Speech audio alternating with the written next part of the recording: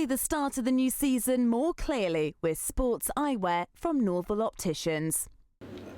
Trevor, are you kind of disappointed in a way that mathematically there isn't more on this match on Saturday?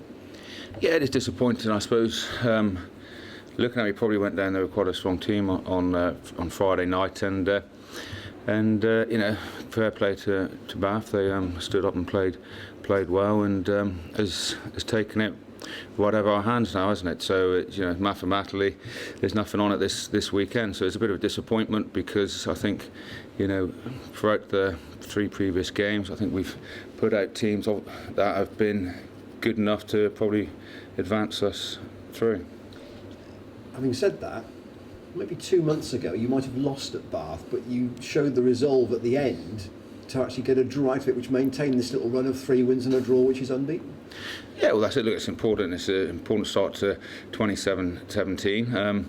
We know that we got, you know, after this Anglo-Welsh game against the Dragons, we know that we jumped back into the Premiership. So I suppose the good thing about the Anglo-Welsh is that it's given us the opportunity to get people back playing. You know, someone like Sione, for example, Tom Marshall coming back from, you know, his injury. So it's given them the opportunity to get some game time in, to try and find some form and to put their hand up for selection. So you want everyone out there fit and playing well over this next period. Was there any thought that you might almost pick a side that might go on to play Leicester and give them a dry run at it, or is it about not risking anybody in a game where there is not a great deal on it? Well, I think it's risk whether you just go out onto the training field, to be honest. You know, the level of intensity in today's session was right up there to match any game. So there's that risk just by getting players training. So look, it's a long season for a lot of players. You know, we're now into the quarter-final of the Challenge Cup.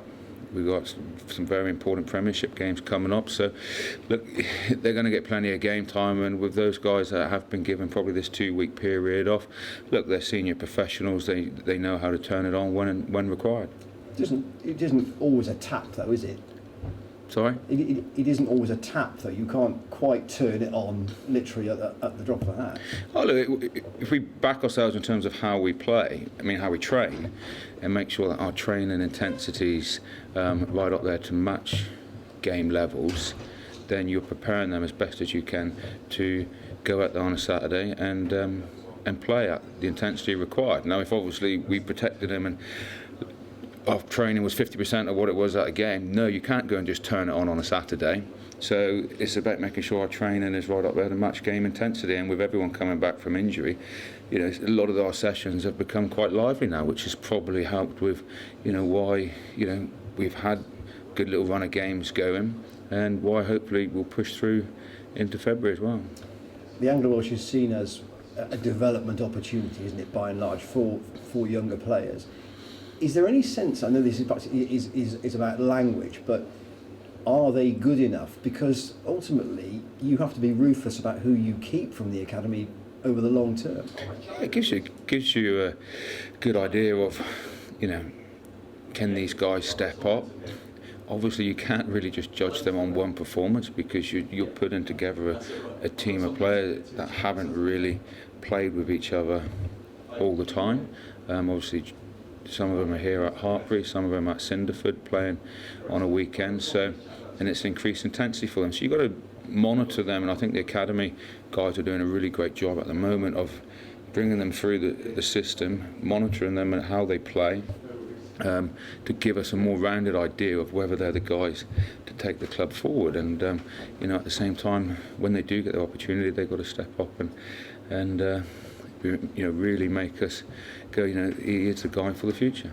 So in terms of the side you're putting together for the weekend, will the blend include maybe half a dozen younger players, more than that?